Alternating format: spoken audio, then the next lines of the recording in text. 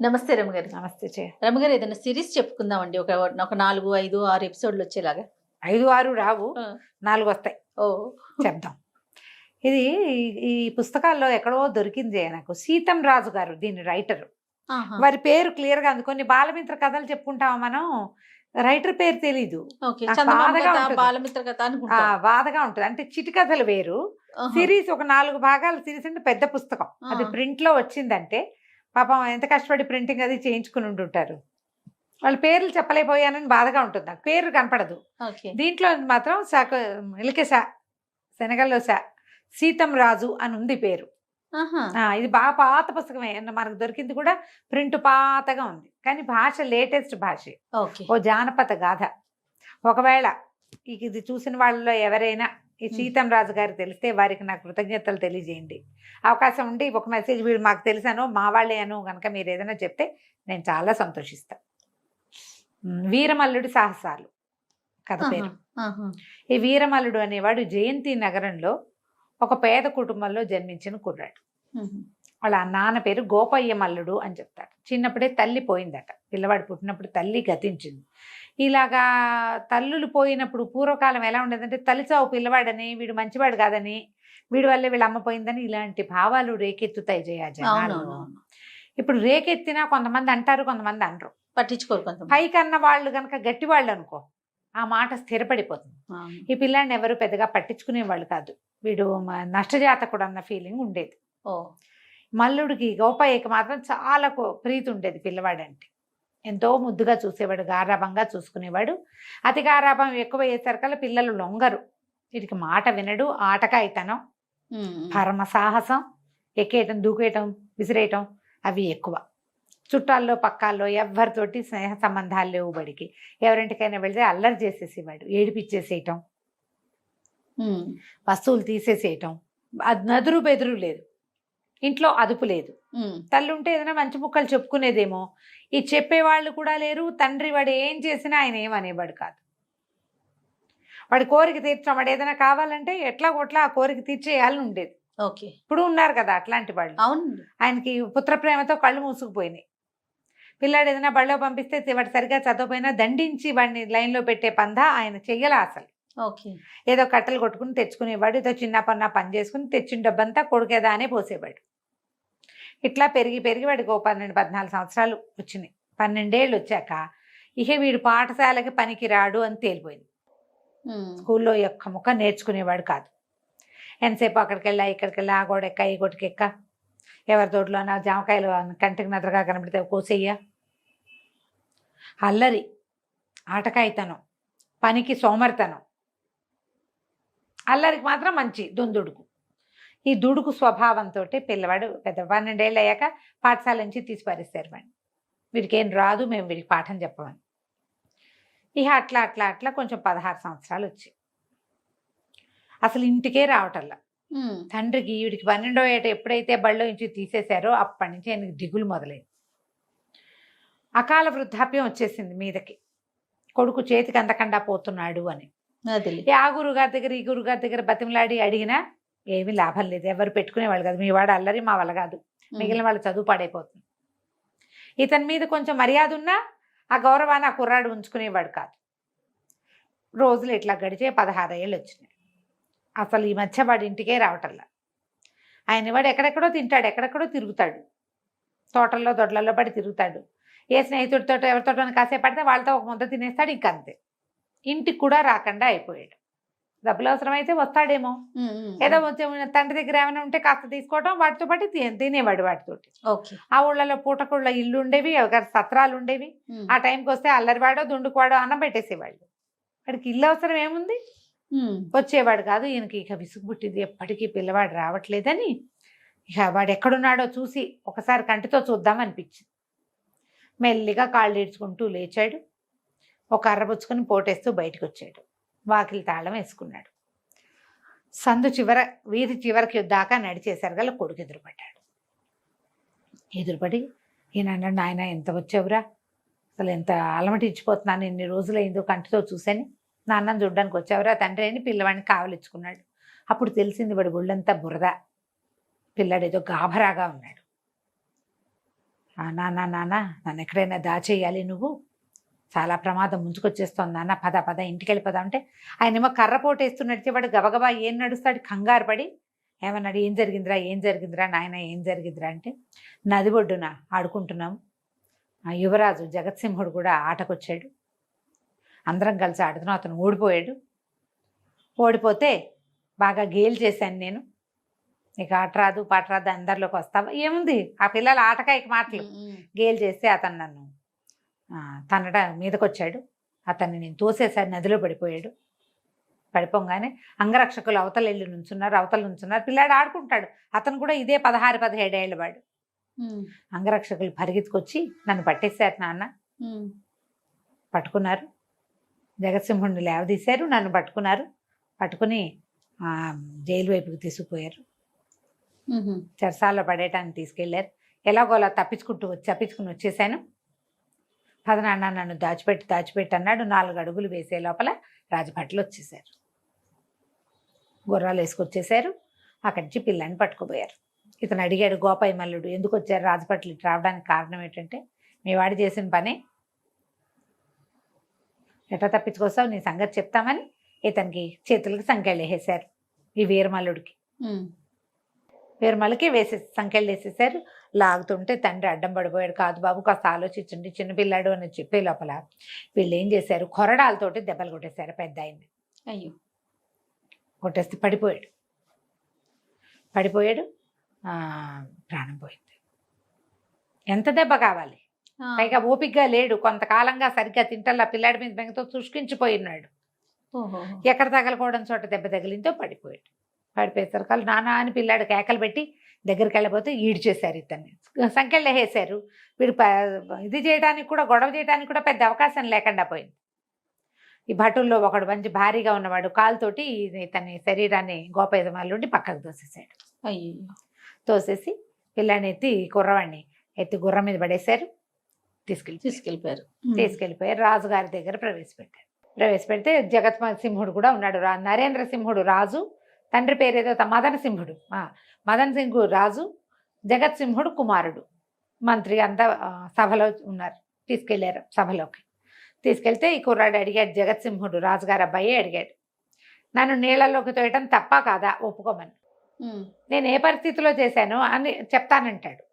వాడు ఒప్పుకోడు కుర్రాడు, రాజుగారు అబ్బాయి, తప్పేనా కాదా, అంతే అదొకటే కావాలి. తప్పంటే ఏ అబ్బాయి అన్నాడు, సరే తప్పే ఒప్పుకుంటారు, తప్పే, నీళ్ళలో తోయడం తప్పు.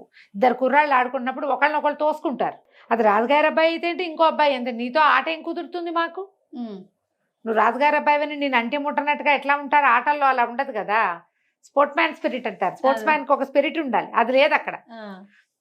నా తప్పేనన్నాడు. ఎలా తప్పించుకున్నావు అబ్బాయి అని అడిగితే రాజుగారు అడిగితే అబ్బాయి ఏం చెప్పాడంటే, నేను దొంగలకి నాతో పాటు చాలా మందిని అరెస్ట్ చేశారు, అందులో దొంగల ముఠా ఉంది, వాళ్ళకి రొట్టెలు తెచ్చాడు ఒక సైనికుడు, నేను ఇట పొరపాటు జరిగింది నా వల్ల అని చెప్తే ఒక సైనికుడు ఆ రొట్టెల బుట్టలో నన్ను బయటికి తీసుకొచ్చేసాడు, నేను తప్పించుకున్నాను అన్నాడు. అనేసరికి రాజుగారు అన్నాడు, ఎవరు ఆ సైనికుడు, అతని పేరు చెప్పంటే, అతని పేరు చెప్తే మీ పేరు చెప్పి మీకు అప్పచెప్తాను నేను, మీరు నిరంకుశ పాలన, మీరు పరమ నిరంకుశులు, అంత గట్టిగా చెప్పాడు, నిరంకుశులు మీరు, మీకు అప్పచెప్పను నేను అన్నాడు. అనేసరికి రాజు అన్నాడు, మా నిరంకుశత్వం నువ్వేం కనిపెట్టావు, నువ్వు ఇప్పుడేగా వచ్చావు, మేము నిరంకుశలమా, నువ్వు అలా అంటావా, అంత మాట అంటావా అని అడిగాడు. మరి నిరంకుశులు కాదా, నన్ను పట్టుకోవడానికి వచ్చారు, నా తండ్రి వృద్ధుడు కొరడా దెబ్బలు కొట్టి ఆయన మరణానికి కారణమయ్యారు, మీ వల్లే కదా మీ సైనికులు అట్లా చేస్తారు అనగానే రాజు ఆశ్చర్యపడి, ఏమిటి అట్లా జరిగిందా, మీ తండ్రి మరణించాడా అని ఆశ్చర్యపడింది. చిన్నపిల్లాడు, వీడికి తండ్రి చచ్చిపోవడం అంటే ఎంత బాధ, మరి పైగా వీడిని పట్టుకోవడానికి వచ్చి ఆయన చంపేయటం ఏంటి అనేసరికల్లా జగత్సింహుడు అన్నాడు, ఏం పర్వాలేదు, ముసలాడు అసలు బతికుండకూడదు, ఓ ముసలాడు చచ్చిపోతే వచ్చే నష్టమేం లేదనగానే రాజు నిర్ఘాంతపోయాడు, మంత్రి నిర్ఘాంతపోయాడు. మరి ఇద్దరు వృద్ధులే వాళ్ళు, ముసలాళ్ళు ఒక వయసు వచ్చాక బతికుండకూడదు, పోతే పోయాడు, నీ సంగతి చెప్పండి అనేసరికల్లా రాజు అడిగాడు, సైనికుడిని గుర్తుపడతావా అని. వీళ్ళిద్దరు నిర్ఘాంతపోయి ఆహాహా 1 నిమిషం అయ్యాక తేరుకుని, యువరాజు ఎంత తెలివిగా మాట్లాడతాడు అన్నారు. పైకి మంత్రికి నాకు నొప్పిగానే ఉంది, రాజుకి నొప్పిగానే ఉంది, అంతేగా. అనేసరికల్లా గుర్తుపడతావా నువ్వు అన్నారు. నువ్వు సైనికుడిని గుర్తుపడతావా అంటే నా సంఖ్యలు వదిలేయండి, పేరు నాకు కూడా తెలియదు, నేను నడిచి వెళ్తే గుర్తుపడతా అంటే సరే ఒప్పుకున్నారు. ఒప్పుకొని సంఖ్యలు తీయించారు. ఈ రాజుగారి దగ్గర నుంచి కుర్రాడు ఇట్లా నడవడం మొదలుపెట్టాడు. ముందుకి నడుస్తూ ఉంటే ఆ సైనికుడు అడిగిపోయాడు. అతను గుర్తుపెట్టేశాడు కుర్రాడిని, అదే కదా. తప్పించాడు కదా, చిన్నపిల్లాడు పాపం అని తప్పించాడు. అక్కడ జరిగింది ఏం లేదు, వీడిని చంపేస్తారు వృధాగా అని ఆయన కళ్ళల్లో భయం కనపడింది. అతనికి ఒడ్డున ఒక కైజారు ఉంది. ఈ కుర్రాడు ఏం చేశాడు, అక్కడ దాకా నడిచి వీరమల్లుడు అతని బొడ్లోంచి కైజారు లాగి రైమని వెనక్కి తిరిగి రాజుగారి మీదకి విసిరేశాడు. సభంతా హాహాకారాలు చేసే లోపల రాజుగారి జబలో గుచ్చుకుంది. అది అంత దూరానికి అంత చచ్చిపోయింది, దెబ్బ తగలదు, కానీ వాడి సాహసం. మరి రాజుని సభలో పెద్ద పెద్ద కేకలు పెట్టారు, అవురా అవురా వీడిని బంధించండి, చంపేయండి, అదేంటి ఇదేంటి ఆడామని అరిచారు. అరిచేసరికల్లా కుర్రాడు అన్నాడు, ఎందుకు వృద్ధులు బతికుండకూడదు, మీ నాన్న వృద్ధుడేగా, నువ్వేగా చెప్పావు, ఇప్పుడు వృద్ధులు బతికుండకూడదని చెప్పావు కదా, ఒక వృద్ధుడు ఆ వృద్ధుడు పోయాడు, ఈ వృద్ధుడు కూడా పోతాడు అనేసరికల్లా మంత్రి గారు ఎవరో కేకలేశారు, అబ్బాయి నువ్వు సంభాళించుకో, అట్లా చేయక మాట్లాడకూడదు, యువరాజు చెప్పిందే కదా చేశాను. అక్కడి నుంచి పరిగెత్తుకుంటూ ఆ రాజవైద్యుడిని కేకేసుకొచ్చారు. ఈ కుర్రాడు జగత్సింహుడు పరిగెత్తుకుంటూ వెళ్ళి ఆ కత్తి ఆ గుచ్చుకుని ఇట్లా రాసుకుపోయింది, బాగా నాటికి పదునుగా వెళ్ళలా, తగిలింది, కానీ నెత్తురు గారుతుంటే పరిగెత్తుకుంటూ తండ్రి భుజం మీద చేయి పెట్టి గట్టిగా అదిం పెట్టుకున్నాడు. క్షమించండి నాన్నగారు, నేను మాట్లాడిన మాట వల్ల మీకు ఇలా జరిగింది అంటే నేను అన్నాడు, ఏమిటి నీ ఉద్దేశం అని అడిగాడు. మీరన్న మాటే, ఒక నెత్తురు చొక్కొస్తే ఇంత కష్టం కలిగింది కదా, నా తండ్రి వృద్ధుడిని చంపేశారు వృధాగా, ఒట్టి పుణ్యానికి 4 వాక్యాలు చెప్పి విచారణకి తీసుకెళ్తామంటే సరిపోయేది, దుఃఖించేవాడంతే, చచ్చిపోయేవాడు కాదు కదా. ఆయన రాజు మెల్లిగా లోపల నుంచి తొలగ తీసుకుని నిన్ను వదిలిపెట్టేస్తాను, యువరాజు జగత్సింహుడికి అంగరక్షకుడుగా ఉండు, నువ్వు నీకు ఇంత సాహసం ఉంది అనేసరికి తెల్లబోయాడు పిల్లాడు. మీరు ఉండమంటే ఉంటానన్నాడు.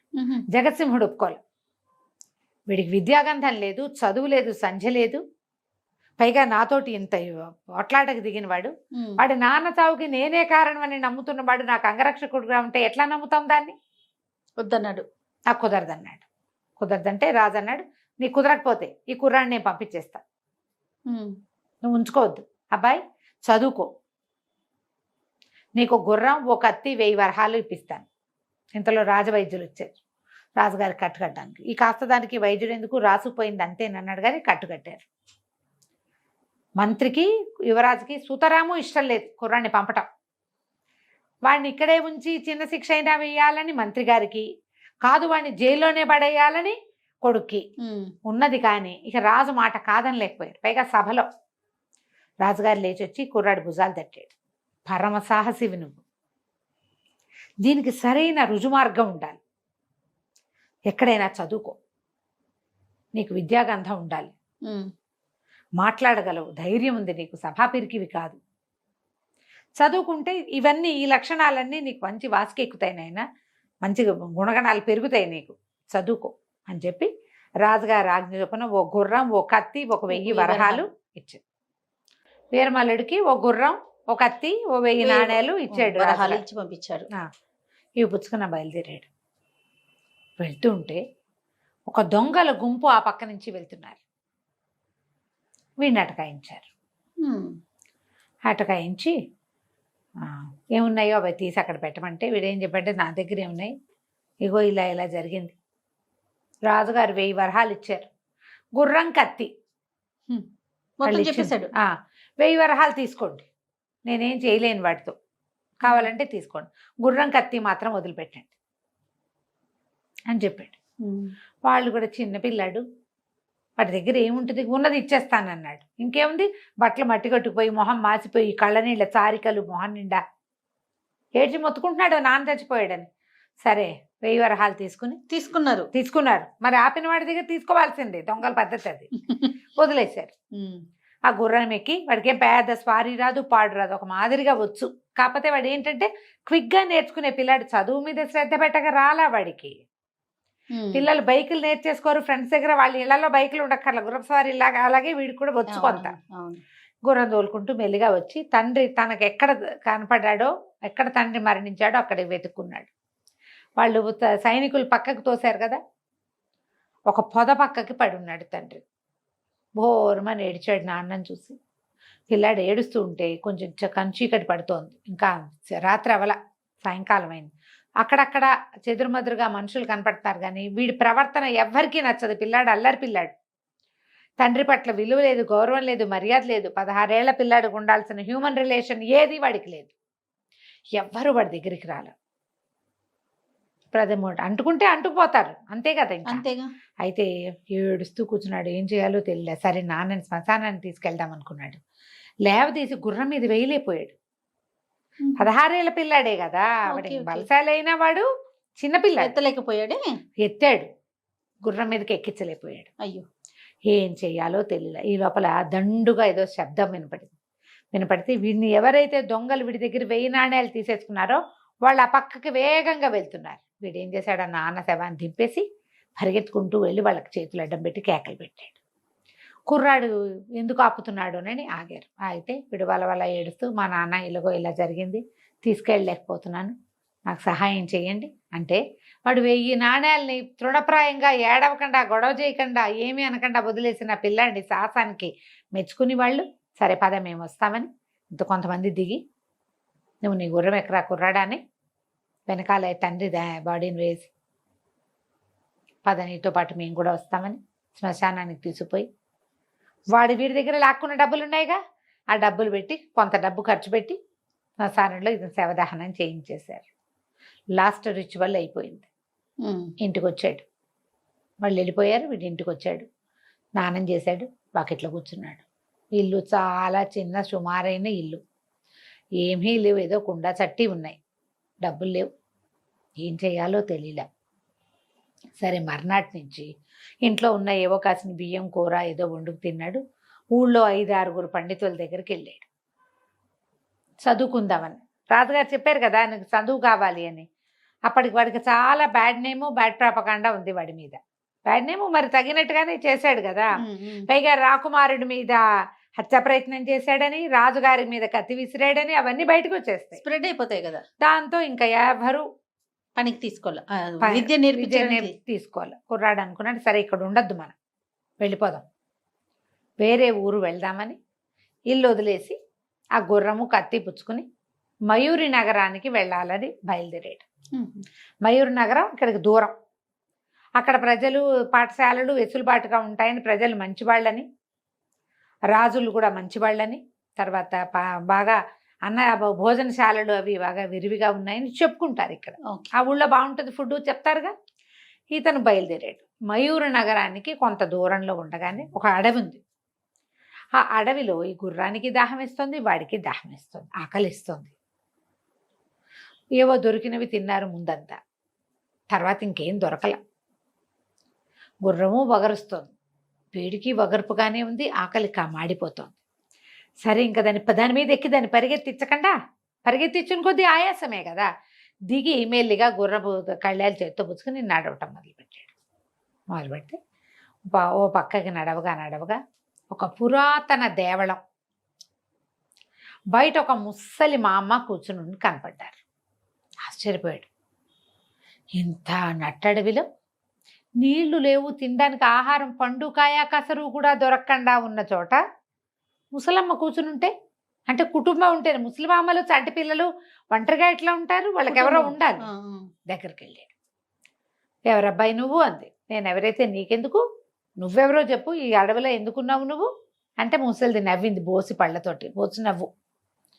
నువ్వు నాకు చెప్పపోతే నేను నీకు చెప్తానా అంటే, అది కాదవ్వా, నేను జయంతి నగర్ నుంచి వస్తున్నాను, మయూరు నగరానికి వెళ్ళాలి, చాలా దాహంగా ఉంది, కాస్త మంచినీళ్ళు దొరుకుతాయా అంటే, లోపల ఉన్నాయి, వెళ్ళమంటే అది ఒక పెద్ద మందిరం లాంటిది, పెద్ద ఇది కనపడుతుంది, కానీ పురాతనమైనది. లోపలికి వెళ్తే బ్రహ్మాండమైన కాళికాదేవి విగ్రహం ఉంది. ఇంత పొడుగున 4 చాపి హోమ్మని నుంచునుంది. దయచేసి ఆశ్చర్యపోయాడు.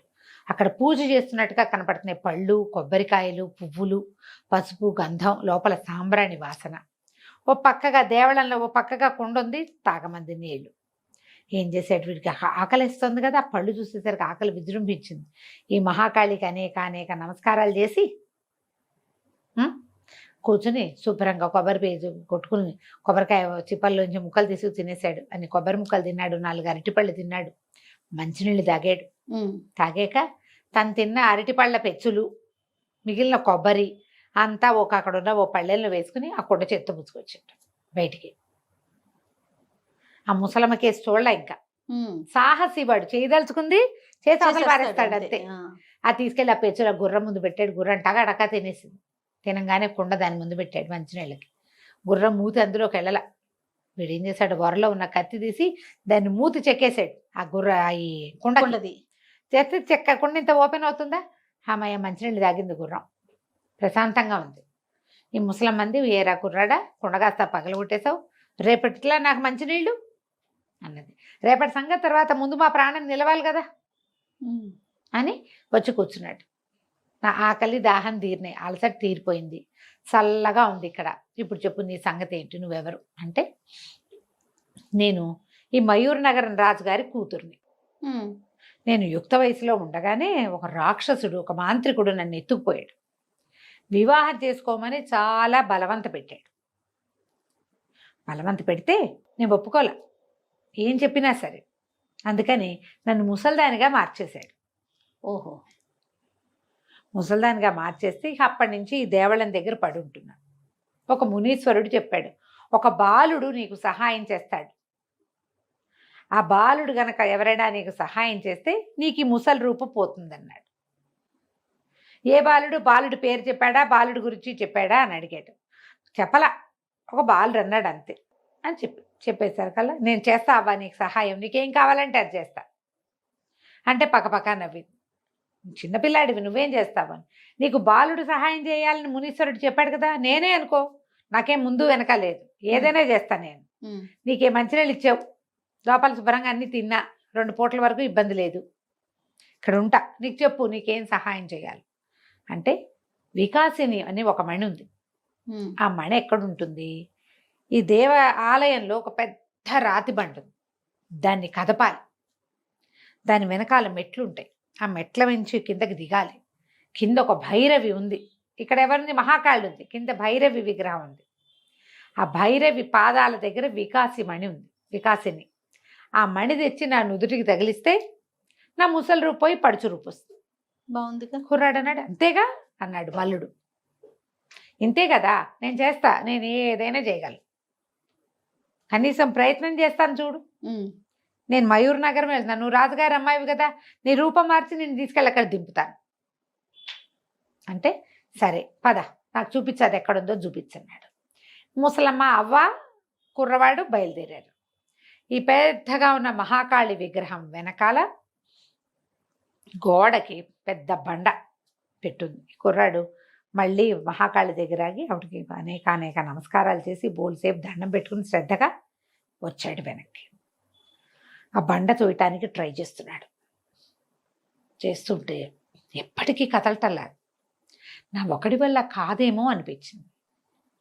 ఈ అవ్వేం చేసింది, వీడిని దాటుకుని అవతలకి వెళ్ళి అక్కడ ఒక పిడి లాంటిది ఇట్లా లాగంగానే తెరుచుకుంది. ఓకే, తెరుచుకునేసరికల్లా అప్పుడు సడన్గా జరిగిందనుకో, మనం ఇట్లా దోస్తున్నాము, ఎవరైనా అది లాగారనుకో, అది లాగారు, ఇది వచ్చింది అనిపించదు. ఒక క్షణం మనం తోసినందుకే వెళ్ళింది అనుకుంటా. కిందకి వెనక్కి లోపలికి ఇట్లా మెట్లు కనబడి కుర్రాడు ఉత్సాహంగా దిగేశాడు లోపలికి. దిగుతూ ఉండగా వెనకాల నుంచి ఈ అవ్వ ఒక్క ఉదుటున మహాకాళి వైపుకి తిరిగి, మహాకాళి, ఈ రోజుతో ఈ బాలకుడితో 100 మంది బాలకులతో అయిపోయారు, ఇక నువ్వు నా కోరిక తీర్చవలసిందే అని చెప్పి ఆ పిడి లాగేసింది. అమ్మా, తలుపు మూసుకుపోయింది. వీడికి కదా అర్థమైంది అప్పటికి. అంటే 100 మంది బాలకులు ఇందులోకి వెళ్ళారు, నేను 100వ వాణ్ణి. వెనక్కి తిరిగితే ఇక తలుపు ఓపెన్ అవ్వాల. ఇప్పటికి 99 మంది అయిపోయారు, వీడు 100వ వాడు. అర్థం కాలేదు ఏం చేయాలి. సరే కత్తుంది, బయట గుర్రం ఉంది, మనం ఉన్నాం. ఆ కత్తి పుచ్చుకుని మెల్లిగా కిందకి నడవటం మొదలుపెట్టాడు. అంతా జారు జారుగా అలా ఉంది. లోపలికి కిందకి వెళ్తుంటే ఇట్లా తిరుగుతోంది రోడ్డు, అది ఆ దారి. కిందకు చూస్తే ఆ కింద పెద్ద భైరవి విగ్రహం ఉంది. బయట ఎంత మహాకాళి ఉందో అంత భైరవి ఉంది. ఈమె తన్ని మోసం చేసింది అన్నది తెలిసిపోయింది. ఇంతలో ఒక చిన్న ఆడపిల్ల కంఠం వినపడింది. వీరుడా, అవ్వదంతా మోసం, నీ వెనకాలే ఉంది, జాగ్రత్తగా ఉండు. అది ఇట్లా మలుపులాగా తిరిగి వెళ్తుంది. ఈ మలుపు దగ్గర వీడు జాగ్రత్తగా వెనక్కి తిరిగి చూస్తే ఈ గోడ దగ్గర నుంచి ఆ అవ్వ ఇంకో పక్క నుంచి వస్తున్నది కనపడుతోంది. అర్థమైంది. అమ్మ వస్తోంది. ఎవరిదో ఆడగొంతు మాత్రం హెచ్చరించింది, చిన్న పిల్ల గొంతు, ఒక ఆడపిల్ల. సరే ముందుకు నడిచాడు.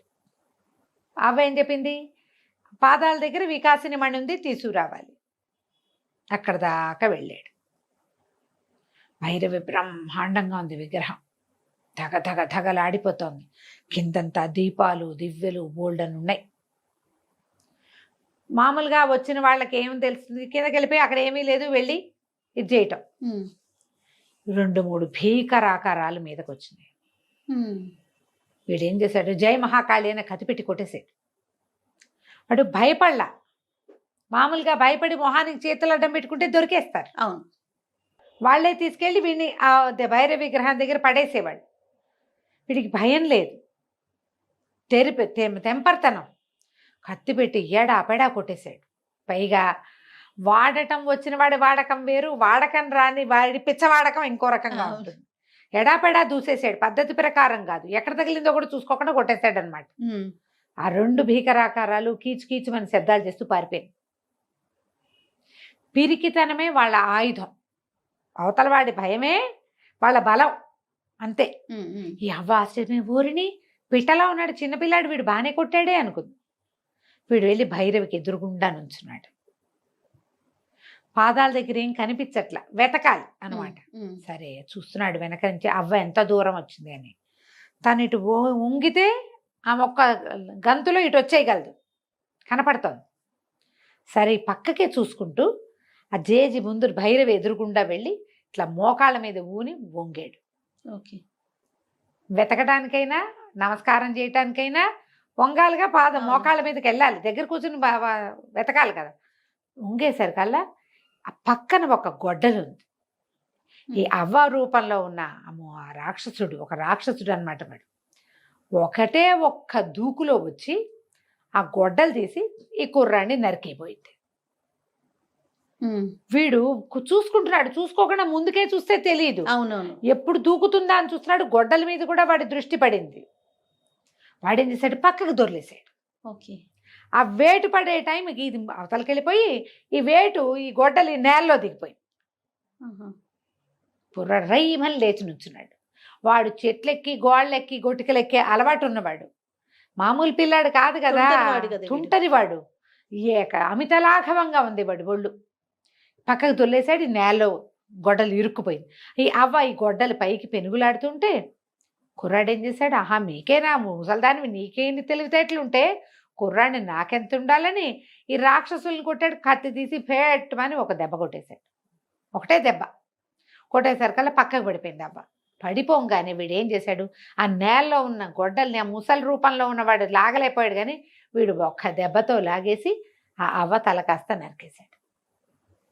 ఎత్తున రక్తధారలు. ఆ రక్తం ఎప్పుడైతే వచ్చిందో భైరవి ప్రత్యక్షమైపోయింది. చూడ్డానికి ఇంత భయంకరమైన రూపం ఉంది, కానీ ప్రత్యక్షమైనప్పుడు ఆమె సౌందర్య రాశిలాగా. సభాష్ మల్లు, చాలా మంచి పని చేసావు. వీడు ప్రచండు అనే రాక్షసుడు 100 మంది బాలకులని ఇది చేస్తానని బలిస్తేనే ఈ వికాసిని అనే మణి కోసం ఇంత ప్రయత్నం చేశాడు. 99 మంది అయిపోయారు, నువ్వు 100వ వాడివి.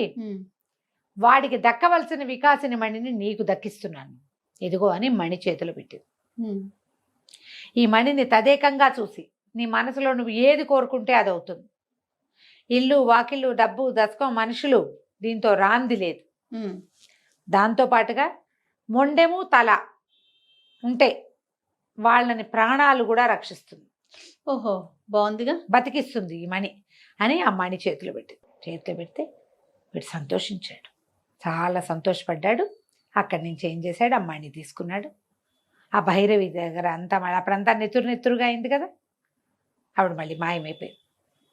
వీడు ఏం చేశాడు, ఆ ముసల్దాని మెడ తెరిగిపోయిందిగా, నరికేసిన మరుక్షణం రాక్షసుడు బయటపడ్డాడు. ఓ పెద్ద మొండెం ఇంత తల, ఆ తల మొండెం ఒక దగ్గరగా పెట్టి దాన్ని బతికించమని కోరుకున్నాడు.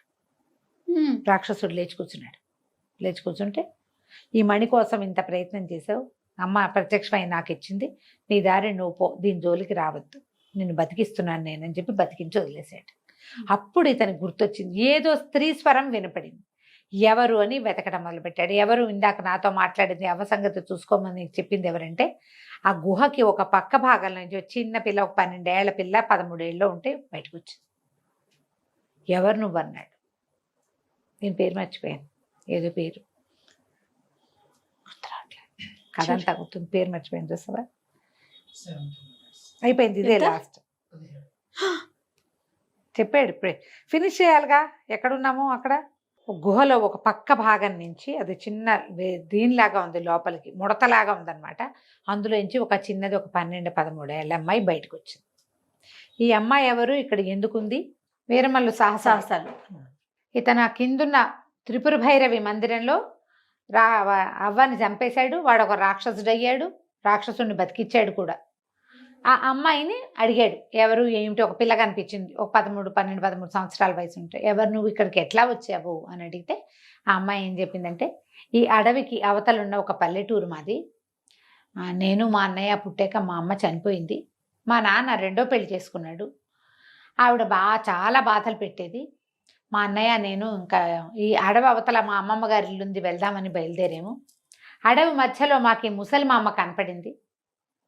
అయితే మా అన్నయ్య కూడా నీకు చెప్పిన కథే చెప్పింది, నేను రాజకుమార్తెనని, నా మాంత్రికుడు చెరలో ఉన్నానని, ఆ వికాసిని మణి చేస్తే నాకు ఇది శాప విమోచనం అవుతుందని చెప్తే, మా అన్నయ్య నన్ను అక్కడ వదిలిపెట్టి లోపలికి వచ్చాడు.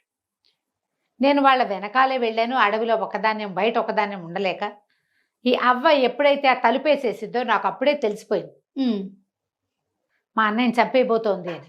నేను అవ్వని అనుసరించి లోపలికి వచ్చేసాను. అవ్వ అది తలుపు తీసుకొచ్చిందిగా, మళ్ళీ లోపలికి వచ్చింది కదా అవ్వ, ఆమె వెనకాల వచ్చాను కానీ నేను చిన్నపిల్లని అవటంతో నేనేమి చేయలేకపోయాను, మా అన్నయ్యని చంపేసింది అని ఏడ్చింది పిల్ల.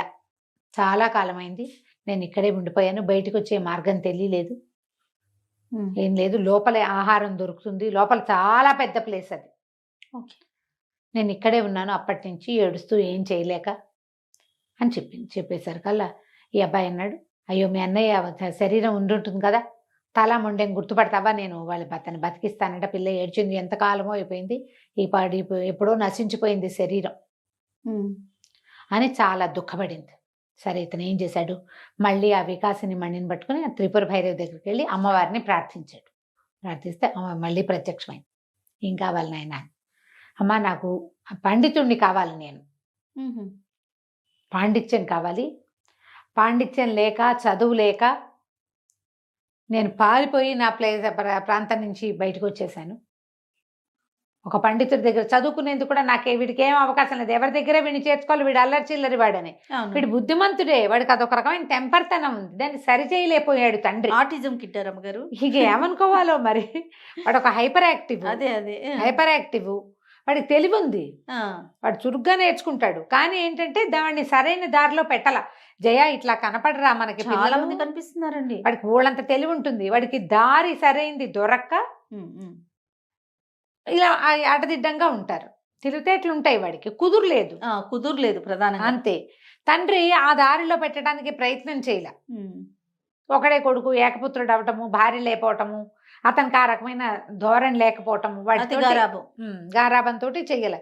చేసుంటే వీడు కొంత దారిలో పడేవాడు. అడిగేసరికల్లా అమ్మవారు ఏం చేసిందట, తన చేతిలో ఉన్న ఘంటంతో వీడి నాలిక చాపని నాలిక మీద బీజాక్షరాలు రాసింది. వాడికి ఎంతో తెలివి వచ్చేసి, చదువు అంతా వచ్చేసింది, అన్ని సకల విద్యలు కరతలామలకం అయిపోయింది. అప్పుడు ఆవిడ ఏం చెప్పిందంటే, ఈ పిల్ల పేరు జగదీశ్వరి, అబ్బాయి మీ ఇద్దరు విధి వంచితులే, నీకు ఎవరు లేరు, ఆ పిల్లకి ఎవరు లేరు, ఆ అమ్మాయిని వివాహం చేసుకో, మీ ఇద్దరు కలిసి ఉండండి అని చెప్పి అమ్మవారు వెళ్ళిపోయింది. ఇతను ఏం చేశాడు, ఆ అమ్మవారి సన్నిధిలో రకరకాల మానవ కంకాళాలు, పుర్రెలు గిర్రెలు ఉన్నాయి. వికాసిని మణి సహాయంతో దేవాలయం అంతా శుభ్రం చేసేసాడు. మణినాయుడు కోరింది కోరిక తీరుస్తుంది అంతే కదా. కదా. మొత్తం క్లీన్ అయిపోయింది. అక్కడి నుంచి బయటకు వచ్చి దేవాలయం చక్కగా భవ్యమైన దేవాలయం నిర్మాణం జరగాలి. ఇట్లా గుహలాగా ఉంది కదా, దాన్ని మొత్తం పెద్ద గుడిలాగా చేశారు. ముందు కాళికాదేవి ఉంటుంది, వెనక త్రిపుర భైరవి. అక్కడి నుంచి ఒక పూజారిని సృష్టించాడు ఈ మణి సహాయంతో. అంటే కొత్త మనిషిని పుట్టించడం కాదు, ఆ అడవి చుట్టుపక్కల ఉన్న బ్రాహ్మడు ఎవడో ఇక్కడికి వచ్చేలాగా చేశాడనమాట. దేవాలయంలో నిత్యము ధూపదీప నైవేద్యాలు కుదిరేలాగా ఏర్పరిచాడు. అక్కడి నుంచి గుర్రం ఎక్కి ఈ పిల్లని ఎక్కించుకుని వెళ్ళడం మొదలుపెట్టాడు. ఎక్కడికో వేరే చోటకి వెళ్దాం అనుకున్నాడు, మయూర నగరానికి వెళ్దాం అనుకున్నాడు. ఆ వెళ్తూ ఉంటే ఏమైంది, అతనికి అర్థం కాల, మనం ఎటు వెళ్తున్నావు, ఇప్పుడు ఏం చేయాలి మనం అని ఈ గుర్రాన్ని అడిగాడు. నీకు ఎటు తోస్తే, ఏది మంచిదని తోస్తే ఆ వైపుకి వెళ్ళిపో అని చెప్పగానే గుర్రం వాయువేగ మనోవేగాలతో పరిగెత్తడం మొదలుపెట్టింది. పరిగెత్తేసరికి అది ఎందుకు పరిగెడుతోందంటే ఈ వికాసిని మణిని బేర్ చేయటం వల్ల అనమాట. సరైన దారి దానికి తెలిసింది. ఆ పరిగెడుతూ ఉంటే ఒక ఆవిడ ఎవరో ఎదురొచ్చింది వీళ్ళకి, కేకలు పెట్టి చేతులు ఊపుతుంది. గుర్రం ఆగింది.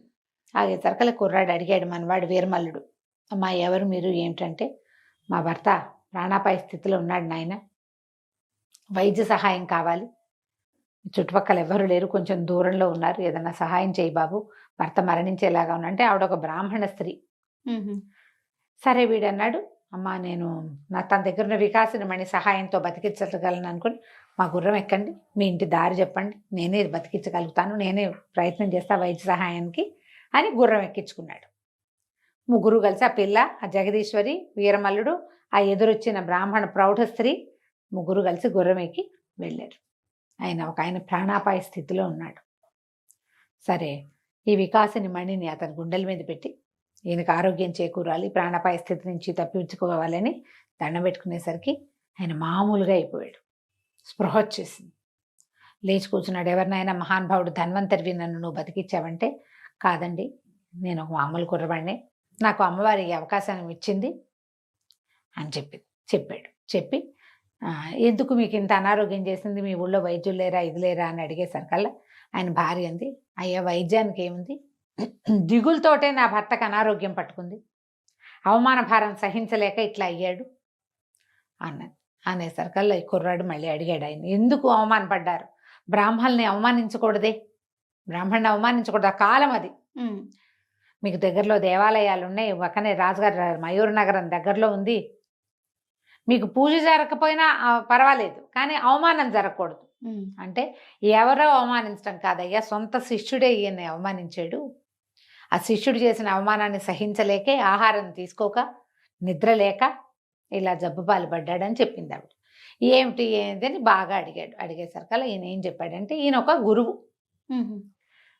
ఈయనకి ఒక కాంపిల్య నగరానికి చెందిన ఒక మహానుభావుడు, ఒక ఆయన, ఒక ఋషి, ఈయనకి చక్రనేమి అని ఒక ఉంగరాన్ని ఇచ్చాడు. ఉంగరం పేరు అది చక్రనేమి, దాని పేరు. ఆ ఉంగరం చాలా మహిమాన్వితమైంది. మనం ఏ విద్య చెప్తున్నామో, విద్య చెప్పే గురువు, అది శిష్యుడికి పూర్తిగా అందేందుకు ఉపయోగపడే ఉంగరం అన్నమాట అది. ఓకే. అయితే నా దగ్గర వీరభద్రుడు అని ఒక శిష్యుడు చేరాడు. వాడు ఆ ఉంగరాన్ని కొట్టేశాడు. ఎందుకు కొట్టేశాడంటే, ఈయనకి పరకాయ ప్రవేశం అది వచ్చు. పరకాయ ప్రవేశం కోసం అతను బాగా వెంబడబడి అడిగేవాడు. శిష్యులందరికీ తలా ఒక విద్య ఏదో నేర్పించేవాళ్ళం. ఈ పరకాయ ప్రవేశము ఇలాంటి ప్రత్యేకమైన విద్యలు మనుషుల్ని బట్టి నేర్పాలి. వాడు దుర్మార్గుడు, మంచివాడు కాదు, కపటి. అంత కపటంతో ఉండేవాడికి, జుత్తులు మారివాడికి నేర్పకూడదని నేను చెప్పలేదు. ఆ పరకాయ ప్రవేశ విద్య కోసం పదే పదే అడిగి నేను కాదనేసరికి ఈ చక్రనేమిని దొంగిలించి పారిపోయాడు. ఓహో. ఆ ఉంగరం పోయేసరికి అలా నేను నా విద్యను కోల్పోయినట్టుగా ఉంది నాకు. అక్కడికి అతను ఎక్కడో రాజుగారి దగ్గర శిష్యుడు, దీనికి ఆస్థాన గురువుగా చేరాడు. అక్కడికి వెళ్ళి బతిమలాడాను, ఆ చక్రనేమి ఇచ్చేసేయి అని ఎంత బతిమలాడినా వాడు ఇవ్వలేదు. సరి కదా, అవమానించి పంపించాడు. దాంతో ఆ అవమానాన్ని తట్టుకోలేక నేను ఇట్లా అనారోగ్యం పాలయ్యాను ఓకే అని చెప్తే, ఎక్కడున్నాడు ఆ వీరభద్రుడు అని అడిగాడు. అడిగితే జయంతి నగర ఆస్థాన గురువుగా ఉన్నాడు. జయంతి నగరం ఏది, వీడు పారిపోయి చేసిన నగరమే, అదే కదా, వీడు సొంత ఊరు అని అన్నాడు. మీరేం బాధపడకండి, మిమ్మల్ని అవమానించిన మీ శిష్యుడి చేతే మీ కాళ్ళు పట్టిస్తాను నేను అనేసరికి ఆయనకు నవ్వొచ్చింది. నాయన చిన్నపిల్లాడివి నువ్వు, ముక్కుపచ్చలారలేదు, 16-17 ఏళ్ళు ఉన్నాయో నీకు, ఇంత చిన్న వయసు వాడివి రాజస్థాన ప్రవేశం కూడా దొరకదు నీకు. పైగా జయంతి నగరపు రాజకుమారుడు మహాపొగరుబోతని పేరు. రాజుగారు మంచివాడే, రాకుమారుడు చాలా పొగరబోతు. వీడికి తెలుసు ఆల్రెడీ రాకుమారుడు పొగరబోతన ముసలాడు బతకూడదని చెప్పింది, అవన్నీ వాడికి తెలుసు కదా. ఇతను అన్నాడు, మన వీరమల్లుడు, మీరు ఏమీ ఆలోచించద్దు గురుదేవ, మీరు మీ అన్ని విద్యలు మీ దగ్గరకు వచ్చేస్తాయి, మీ చక్రనేమి మీ దగ్గరకు వస్తుంది. మిమ్మల్ని అవమానించిన మీ శిష్యుడు మీ కాళ్ళు పట్టుకునేలాగా నేను చేయగలను, నేను చెప్పినట్టు చెయ్యండి చాలన్నాడు. సరే ఆయన ఒప్పుకున్నాడు. ఆయన పక్కకి తీసుకెళ్ళి ఏం చెయ్యాలో చెప్పాడు. తర్వాత ఏమైంది, అక్కడి నుంచి రంగం మారింది. జయంతి నగరపు కోట దగ్గర ఒక అమ్మాయి ఒక గుడ్డి గుర్రం, ఒక ఒంటి కన్ను గుర్రం, గుడ్డి గుర్రం అని చెప్పకూడదు, ఒంటి కన్ను గుర్రం, కంటికి ఒక కట్టు కట్టేసింది. ఒక కన్ను కట్టేసి ఉన్న ఒక గుర్రాన్ని పట్టుకుని ఒక 13-14 ఏళ్ల ఆడపిల్ల ఒకటి కోటలోకి వెళ్ళడానికి వెళ్తోంది. ప్రయత్నం చేస్తుంటే వీళ్ళు ఒప్పుకోవటల్లా. కోటలోకి వెళ్ళడానికి కుదరదు, కొత్త వాహనాలకి ప్రవేశం లేదు, ఆడపిల్లలకి ప్రవేశం ఉండదు, నువ్వు వెళ్ళడానికి వీలు లేదంటే ఆ పిల్ల వాళ్ళతోటి గొడవ పడుతుండగా జయంతి నగర రాజకుమారుడు, ఈ పిల్ల గొడవ పడుతోంది, గుర్రాన్ని లోపల తీసుకెళ్తాను, నేను లోపలికి వెళ్ళాలని. అయితే అదే సమయానికి జగత్సింహుడు, ఈ మన జయంతి రాజకుమారుడు అక్కడికి వచ్చాడు. ఎవరు ఏమిటి అని అడిగితే ఈ అమ్మాయింది, జయంతి నగరంలో బోళ్ళంతమంది పండితులు ఉన్నారట, నేను పండితులతోటి తలపడ్డానికి వచ్చా అనేసరికల్లా అతను అన్నాడు, ఏమి నువ్వు ఆడపిల్లవి, చిన్నపిల్లవి, నువ్వే పెడతావా అన్నాడు. వాళ్ళందరినీ ఓడిచేస్తానండి, నేను అందరినీ ఓడించగలను, పైగా ఈ నగర రాజకుమారుడు ఉన్నట్ట మహాపొగరబోతుట, ఆయన ముక్కు కూడా తాడేయటానికే వచ్చానండి అనగానే ఆ సైనికులు హడిలిపోయారు. ఈయనే కదా, ఈ పిల్లని ఏం చేస్తాడో ఇతనని. అతను అన్నాడు, ఏమిటి నీకెవరు చెప్పారన్నాడు. నాకు చాలా తెలుసండి, నేను ఏ విద్యలో అయినా ఓడించగలను అనేసరికి, మరి నువ్వు ఓడిపోతేనో అన్నాడు. నేను ఓడిపోతే మీరు ఏది చెప్తే అది చేస్తా, మీరు ఓడిపోతేనో అని. సరే నువ్వు చెప్పింది చేస్తానన్నాడు. నేను మిమ్మల్ని నమ్మను, మీకు సరైన మాట తీరు లేదు, రాజుగారిని నమ్ముతా, నన్ను లోపలికి తీసుకెళ్ళండి, రాజస్థాన ప్రవేశానికి కల్పించండి, పందెం పెట్టుకుందాం, ఓడిపోతే రాజకుమారుడు నేను ఏది అడిగితే అది చేస్తాడు అని రాజుగారు ఒప్పుకోవాలి. ఓకే, ఎవరినైనా ఓడిస్తాను, పాండిత్యం కానీ యుద్ధ విద్యలు కానీ ఏ విషయమైనా, నార్మల్ జనరల్ మ్యాటర్స్ అయినా సరే నేను ఎవరినైనా జయించగలను. ఆ పిల్ల దానికి విచిత్రంగా ఉంది. అంతకుముందు దాని మాటలు ఎలా ఉన్నాయి, ఇప్పుడు ఇవన్నీ నేను మామూలు మాటలు చెప్తాను, అది పల్లెటూరు యాసతోటి మాట్లాడుతోంది. ఓకే, సోతానండి అంటోంది. ఈ అమ్మాయికి మామూలుగా మాట్లాడడం కూడా రాదు, మర్యాదైన సంభాషణ కూడా రాదు, పల్లెటూరు మాట, చదువుకున్న మాట కాదు అది. చదువుకున్న వాళ్ళ భాష కొంచెం వేరుగా ఉంటుంది కదా, కల్చర్డ్గా ఉంటుంది. ఇది అట్లా కనిపించట్లా, పల్లెటూరు పిల్లగా ఉంది ఇది. పల్లె పిల్ల ఇలా పండితుల్ని ఓడిస్తాను, విద్వాంసుల్ని ఓడిస్తాను, రాకుమారిని ఓడిస్తానంటే ఎట్లా ఉంటుంది. సరే ఇదేదో ఒక హాస్యపు సంఘటనగా కూడా దారి తీయచ్చు అనుకుని రాకుమారుడు అన్నాడు, ఈ పిల్లని లోపల పంపించండి, లోపల గుర్రాన్ని గడ్డేయించండి అని చెప్పాడు. లోపలికి వెళ్ళింది. సాయంకాలం వేళ మర్నాడు పొద్దున కోట లోపల పెద్ద సభ తీరిస్తే సభలోకి గుర్రంతో సహా వచ్చింది అమ్మాయి. చిన్న పిల్ల, 13 ఏళ్ళది. వచ్చి గుర్రానికేమో కంటికి ఒక కట్టు కట్టి ఉంది. రాజుగారు ఎదురుగుండా నిలబెట్టారు. జగత్సింహుడు నవ్వుతూ చెప్పాడు, నిన్న సాయంత్రం ఈ అమ్మాయిని లోపలికి ప్రవేశపెట్టాం, ఈ అమ్మాయి పండితుల్ని ఓడిస్తానంటుంది, ఎవరినైనా ఓడిస్తానంటుంది, దీని సంగతి ఏంటో కనుక్కోండి అనేసరికల్లా పిల్లంది, నేను ఎవరినైనా ఓడించగలను, ఏ విషయమైనా నాకు లెక్కే లేదు, కాకపోతే మహారాజు గారు మాట ఇవ్వాలి. ఎందుకంటే యువరాజు అయితే మాట మీద నిలబడ్డు, అసలు అతనికి మాటే కుదురలేదు అంటోంది ఓపెన్గా, కుదిరే లేదు, ధైర్యవంతురాలు. కానీ రాజు ఏది చెప్పినా సరే చేస్తాడు ఖచ్చితంగా, అందుకని మహాప్రభు మీరేదంటే అది అనేసరికల్లా రాజుకి ఉత్సాహం వచ్చింది. చిన్నపిల్ల సాహసం ఏమిటి, ఏం ధైర్యంతో ఈ మాట చెప్తోంది, అదేమిటో చూద్దామనుకున్నారు. ఏం చేసిందో ఆ చిన్నపిల్ల ఈ రాజధానిలో, ఇక్కడ రాజసభలో మనం చూద్దాం మళ్ళీ వచ్చే భాగంలో. ఒక అమ్మాయి ఒంటికంటి గుర్రాన్ని తీసుకుని రాజసభలోకి వెళ్ళింది. రాజుగారిని ఏమడిగింది, మీరు నేను అడిగిన దానికి రాకుమారుడు ఓకే అంటాడా అని అడిగింది. రాజుగారికి మంత్రి గారికి కూడా మంచి సరదా వచ్చింది. చిన్నపిల్ల ఇంత ఛాలెంజ్ చేస్తుంటే సరే నువ్వు ఏ విషయంలో పోటీ చేయదలుచుకున్నావో చెప్పు అంటే మరి నేను అడిగిన షరతుకు ఒప్పుకుంటారా? నేను ఏది అడిగితే అది రాకుమారుడు లేదా ఏది అడిగితే అది మీరు చెయ్యాలి.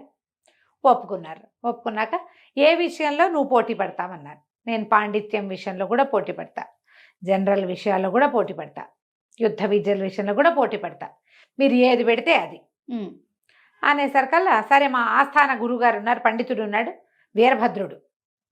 ఈయనెవరు? పాత గురువు గారిని మోసం చేసిన వీరభద్రుడు ఇక్కడ ఉన్నాడు కదా. వీరభద్రుడు గురువుగారు ఉన్నారు, వీరభద్రుడు ఈయనతోటి పోటీ పడమన్నారు. పోటీ పడిన సరికల్లా ఆయన అన్నాడు, ముక్కు పచ్చలారలేదు, పిల్ల పిచ్చికలా ఉంది, ఈ పిల్లతో నాకు పోటీ ఏమిటి అనేసరికల్లా పిచ్చికా పిట్టాకేముందండి, ముఖే ముఖే సరస్వతి, ఎవరి ముఖంలో ఏ సరస్వతి ఉందో మీరు ఏది కావాలంటే అది నాతో మాట్లాడదంటే ఆయన అన్నాడు నువ్వు ఏం చెయ్యాలి, నీకేం కావాలి అంటే మాకు అది నేను చెప్పిన వాళ్ళ కాళ్ళు పట్టుకోవాలి అని చెప్పింది పిల్ల. మీరు ఓడిపోతే నేను ఓడిపోతే మీ కాళ్ళు పట్టుకుంటా, మీరు ఓడిపోతే నేను చెప్పిన వాళ్ళ కాళ్ళు పట్టుకోవాలి మీరు అంటే అడుగు నీ ఇష్టం ఏదో అన్నాడు. అడగంగానే పిల్ల అడిగింది ఇదేమిటి అని గుర్రాన్ని చూపించింది. ఆయన ఇదే గుడి గుర్రం అన్నాడు. అనగానే పిల్లంది గుడ్డి గుర్రం ఏమిటి, ఒక కన్ను ఉంది దీనికి, ఒక కన్ను ఉంటే గుడ్డి అంటావా, రెండో కంటికి కట్టేశాము, ఓ కన్ను కనపడుతుంది గుర్రానికి, అదేమవుతుంది ఒంటి కంటి గుర్రం అనాలి, గుడ్డి గుర్రం అనకూడదు. మీరు పప్పులో కాలేశారు. మామూలు వాక్యం కూడా మాట్లాడలేరు, మీకు పెద్ద పాండిత్యం అనేసింది. మీకు పెద్ద పాండిత్యం ఏముంది, మామూలు విషయం. గుర్రానికి రెండు కళ్ళకి గంతలు కట్టి ఉంటే పోనీ, దానికి కళ్ళే కనపట్లేదు, అది ఎటు నడుస్తుందో అంటే పోనీ గుడ్డి. ఓ కన్ను కట్టేస్తుందంటే రెండో కన్ను కనపడుతుందనే కాదు అర్థం, సింపుల్ విషయం కనపడేది కూడా అర్థం చేసుకోలేరా మీరు అనేసరికల్లా ఆయన కొద్దిగా దెబ్బతిన్నట్టు అయిపోయాడు ఆయన. సరే ఏవైనా జంతువులు ఎగురుతాయా మీకు తెలుసా? లోకంలో పక్షులు ఎగురుతాయి కదా, జంతువులు మనుషులు కూడా ఎగరగలరు మీకు తెలుసా? ఈయన అన్నాడు అట్లా ఎగరవు, భగవంతుడు పక్షులకు మాత్రమే రెక్కలు పెట్టాడు, పక్షిది కాకపోయినా గబ్బిలం కూడా ఎగురుతుంది అంతే తప్ప ఇక ఏ జంతువు ఎగరదు. ఇదో అని గుర్రాన్ని చూపించింది. గుర్రం ఎట్లా ఎగురుతుంది అన్నాడు. మీరు చెప్పేది తప్పు, గుర్రం ఎగురుతుంది, నా గుర్రాన్ని ఎగిరిస్తాను నేనంది పిల్ల. అని చూస్తూ ఉన్నారు. ఈ లోపల ఆ గుడ్డికి ఒంటికంటికి కట్టుకట్టున్న గుర్రము ఒక్కసారి ఇట్లా రెక్కలు అల్లార్చి పైకి ఎగిరింది. చుట్టూతా తిరిగి వచ్చింది సభాభవనం అంతా. వీళ్ళంతా ఇట్లా అని నిర్ఘాంతపోయి చూస్తూ ఉండిపోయారు. గుర్రం ఎగురుతోంది అంటే లోకంలో నీకు తెలిసిందే విషయం కాదు, నాకు తెలియంది ఏదో ఉండుండొచ్చని నువ్వు ఒప్పుకోవాలిగా. అనగానే గుర్రం కిందకి దిగింది, ఓడిపోయాడు. ఏం లేదు, సింపుల్ పాయింట్. ఏం ఇప్పుడు ఆయన నిర్ఘాంతపోయాడు, లేచి నిలబడ్డాడు. మా గుర్రం కాళ్ళు పట్టుకోండి మీరు. గుర్రం కాళ్ళు పట్టుకోండి అంటే ఏముంది పెద్ద, అది గాడిదైతే ఏదో సిగ్గుపడాలి. ఆ వీరభద్రయ్య గారు వదం గారు లేచి వచ్చి గుర్రం దగ్గర కాళ్ళ దగ్గర వంగి దండం పెట్టబోయాడు. గుర్రం కాళ్ళ దగ్గర కూర్చోండి అని చెప్పింది పిల్ల. కూర్చున్నాడు. అప్పుడు ఇది అడిగింది, ఇప్పుడు ఎవరు నాతో యుద్ధం చేస్తారు, ఇప్పుడు నాతోటి ఎవరు పోటీ పడతారు? ఇప్పుడు ఇంకెవరున్నారు? జగత్సింహుడు ఉన్నాడు. ఆయన బోళ్ళంత కత్తి కటార్లు అవి ఇవి నేర్చుకున్నాడు. ఇంతకుముందు ఆ కుర్రాడిని వీరమల్లుని నీకు అంగరక్షకుడుగా పెడతాను తండ్రి అంటే, నాకు బోళ్ళంత సాహసిని, నేను బోళ్ళని యుద్ధాలు వచ్చు, యుద్ధ విద్యలు వచ్చు, నాకు వీడికేమొచ్చు, శాస్త్రం లేదు, వీడి పాడు లేదు అన్నాడు కదా. నాకు వచ్చు, నేను చేస్తానన్నాడు కానీ నువ్వు ఆడపిల్లవి, అమ్మాయితోటి నేను శాస్త్ర పరీక్షకి దిగను, యుద్ధం చెయ్యను స్త్రీలతోటి, నా నియమం అనేసరికి పిల్లంది మీకు సరి జోడిని ఇంకోటి తీసుకొస్తాను, నేను సరిపడేవాడిని తెస్తాను, వాడితో చెయ్యి యుద్ధం అనేసరికల్లా ఆలోచించారు. ఇప్పుడు పిల్ల వచ్చింది, ఒక గుర్రంతో అమ్మాయి వచ్చింది, దానికి పట్టుమని 13 ఏళ్ళు లేవు. ఆ గుర్రం ఏమో మాయ గుర్రం వల్లే ఉంది, రెక్కలు వేసుకుని ఎగిరింది యూనికార్న్ లాగా. ఇప్పుడు దీన్ని ఏం చేయటం అని ఆలోచించి, సరే నువ్వెవరిని పిలుస్తావో పిలువంటే, ఇదిగో నీ సరిజోదు అని ఇలా చేయి చూపించింది. చేయి చూపిస్తే గాల్లో ఒక కత్తి తను నిలబడింది అక్కడ. అనగానే తను అన్నాడు, మన రాజకుమారుడు గట్టిగా అరిచాడు, కేకలు పెట్టాడు, ఇది మోసం, ఏదో మాయమంత్రం జరుగుతోంది ఇక్కడ, మంత్రాల వాదితోటి ఎట్లా పరీక్షకి దిగుతాము? ఇందాక ఆల్రెడీ గురుగారిని వీరభద్రం గారిని గుర్రం కాళ్ళ దగ్గర కూర్చోబెట్టింది మాయతోటే. ఇదేదో మాయల మరాఠీలతోటి నేను యుద్ధం చేయను అన్నాడు. ఆనంగానే గాల్లో నుంచి ప్రత్యక్షమయ్యాడు వీరమల్లుడు. అక్కడ నువ్వు మాయ ఏం చేయక్కర్లా, నేనే కనపడుతున్నాను కదా, నన్ను గుర్తించే ఉంటావు, నాతో చేయి యుద్ధం అన్నాడు. రాజుకి మంత్రికి గొప్ప సరదా వచ్చింది. వాళ్ళు ఈ కుర్రాడిలో ఉన్న స్పార్క్ని కనిపెట్టారు. అందుకనే ఏం చేశాడు రాజుగారు, మాట ఇచ్చిన ప్రకారం 1000 వరహాలు గుర్రము కత్తి ఇప్పించారు. ఆ కత్తి తనిచ్చిన కత్తే. ఓకే. కుర్రాడు 2 నెలలు తిరగకుండా వచ్చేసాడు యుద్ధం చేయటానికి సిద్ధంగా. అక్కడి నుంచి రాజకుమారుడు ఏమంటారు జగత్సింహుడు, రాజకుమారుడు అయిన జగత్సింహుడు, వీరమల్లు ఇద్దరు యుద్ధం చేయటం మొదలుపెట్టారు. కత్తి యుద్ధం 2 నిమిషాల్లో రాకుమారుడి చేతిలో కత్తి కాస్త కింద పడిపోయింది కత్తి. పడిపోగానే ఇప్పుడు ఏమయ్యాడు రాజకుమారుడు, పాదాక్రాంతుడైపోవాలి. చేతులు కట్టుకుని వెనకాల చేతులు కట్టుకుని నుంచో అని చెప్పింది అమ్మాయి. చేతులు కట్టుకుని నుంచో నువ్వు అని చెప్పి ఈయనకి వీరభద్రుడికి, మీరు వీరభద్రం గారు ఏం ఒప్పుకున్నాడు, నేను ఎవరి కాళ్ళు పట్టుకోమంటే ఆ కాళ్ళు పట్టుకుంటాను అన్నాడు. గుర్రం కాళ్ళు పట్టించాం. సరే, అయితే ఈ వీరభద్రం గారు నేను ఏది అడిగితే అది అన్నారు కదా ముందు మీరు. వీరభద్రం గారి గుండు కొట్టించి సున్నబొట్లు పెట్టించి గాడిద మీద ఊరేగించండి, వెనకాల మా గుర్రం కూడా వెళ్తుంది. ఏం చేస్తారు, ముందు మాట ఇచ్చారు. సరే, వీరభద్రం గారి గుండు కొట్టించారు. ఆయన సకలాభరణ లాంఛనాలు తీసి అక్కడ పెట్టించారు. గురువుగారి చక్రనేమి ఉంగరం ఉంది అందులో, అవన్నీ తీసి అక్కడ పెట్టారు. గుండు చేయించి గుండు మీద సున్నబొట్లు పెట్టించి మొహానికి మసిరాసి గాడిద మీద ఎక్కించి ఆ గాడిద వెనకాల గుర్రాన్ని పంపించారు. పంపించాక రాజుగారు అడిగాడు, అబ్బాయి ఈ అమ్మాయి ఎవరు, ఈ 1 గంట గుర్రం ఎక్కడిది, నీకు ఇంత విద్య ఎట్లా వచ్చింది అనగానే ఆ కుర్రాడు చెప్పాడు, నాకు ఒక మణి సహాయం దొరికింది. నేను నా అత్యంత సాహసంతో అమ్మవారిని త్రిపుర భైరవిని ప్రసన్నం చేసుకున్నాను. ఆమె నాకు అన్ని విద్యలు ఇచ్చింది, అన్ని విద్యలు వచ్చినాయి. అందుకని కత్తి విద్య కూడా వచ్చేసింది. ఇప్పుడు వీరభద్రుడు అనే ఆయన మేము ఆశ్రయించిన ఒక గురువు గారి పురాతన శిష్యుడు. గురువుని మోసం చేసి ఆయన యొక్క విద్యా రహస్యమైన చక్రనేమి అంగుళీకాన్ని కాజేశాడు. గురువు ఇక్కడికి వచ్చి అంగుళీకం ఇచ్చేసేయి అని అడిగినా కూడా గురువుని అవమానించాడు. అందుకని మా గురువే ఆ గుర్రం రూపంలో వచ్చిన ఆయన.